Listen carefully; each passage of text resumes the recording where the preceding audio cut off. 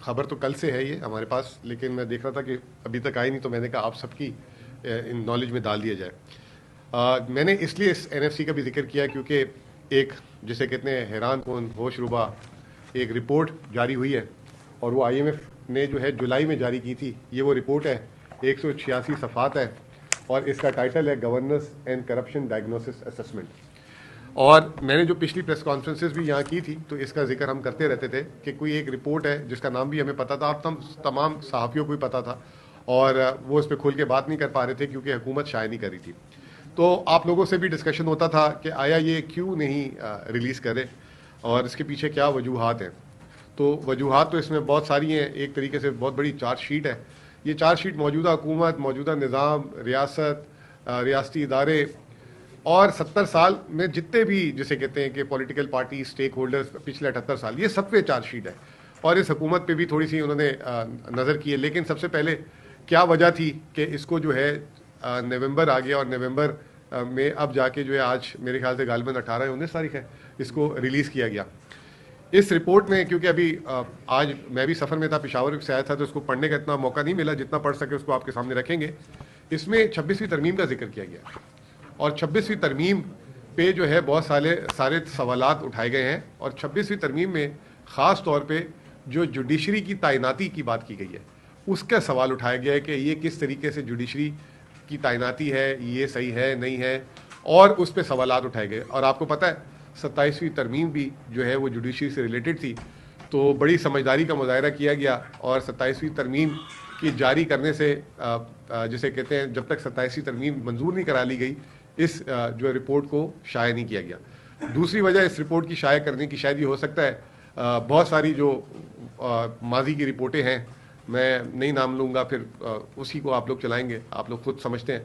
تو شاید یہ اس طرح جاری نہ ہوتی اگر IMF اس پہ شرط نہ لگاتا کہ یہ جو ہے ہم آپ کو اگلی قسط جاری نہیں کریں گے، اور آپ کی اگلی جو بورڈ کی میٹنگ ہے جو 8 دسمبر کی طے ہوئی، وہ شاید اسی یقین دہانی پہ طے ہوئی کہ تاکہ جو ہے حکومت یہ رپورٹ جاری کرے گی تو وہ بورڈ کی میٹنگ طے ہوگی۔ آپ کو بھی یاد ہوگا 15 نومبر کا تو IMF جا چکا، 15 اکتوبر کا تو IMF جا چکا تھا، زیادہ 3 ہفتے یا 4 ہفتے میں IMF کی بورڈ میٹنگ اور قسط جاری ہو جانی چاہیے تھی۔ بہرحال IMF کے پاس بھی ترک کا پتہ تھا، اور IMF نے جو ہے اس کو کھیلا، اور یہ رپورٹ جاری ہو گئی۔ اب یہ جو رپورٹ ہے جس کو میں نے آپ کو دکھایا ہے 186 پیج کی، اگر PTI کی حکومت ہوتی تو یہ رپورٹ اس طرح رات کے اندھیرے میں نہیں جاری ہوتی، یہ جو ہے دن کے اجالے میں باقاعدہ پریس کانفرنس کی جاتی، اور اس کو لکھا IMF نے ہے۔ اور اگر یہ وہی بندہ رپورٹ نہیں شائع کر سکتا، یہ حکومت کیوں چھپ رہی ہے پیچھے، کیوں نہیں پریس کانفرنس؟ ویسے تو بات پہ پریس کانفرنس کر دیتے، کسی کو چھینک آ جائے ان کے مخالف کے تو پریس کانفرنس کر لیتے ہیں۔ اگر کوئی عالمی جریدہ کوئی غلطی سے ان کی تعریف کر دے، کوئی ایک آدھ دفعہ کوئی کسی چیز کی کہ پاکستان میں بہتر ہو گیا، تو خبرناموں کی جو ہے وہ شروع ہو جاتی ہے۔ اور 2-3 دن پہلے تو آپ نے دیکھا کہ ایک اکانومسٹ کا جو بھونڈا جسے کہتے ہیں ترین، جس کو سوشل میڈیا نے اس کا پورا الٹرا ساؤنڈ کر دیا، اس پہ پوری جو ہے پریس کانفرنس اور سب کچھ، سب کے بیانات دے دیے گئے، لیکن اس پہ حکومت نے توفیق نہیں کی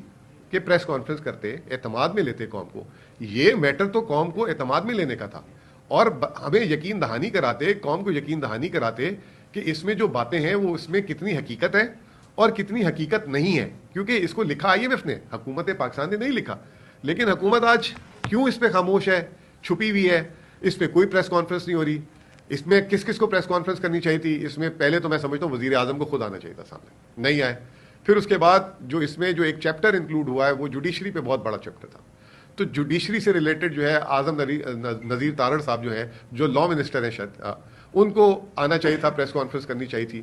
پھر اس میں جو احسن اقبال صاحب، ان کے بارے میں بھی جو ان کے محکمے کے بارے میں بھی اس رپورٹ میں بڑی باتیں لکھی گئی ہیں، ان کو ہونا چاہیے تھا۔ وزیر خزانہ کو ہونا چاہیے تھا کیونکہ ٹیکس کے معاملات کے بارے میں بہت باتیں لکھی گئی تھی۔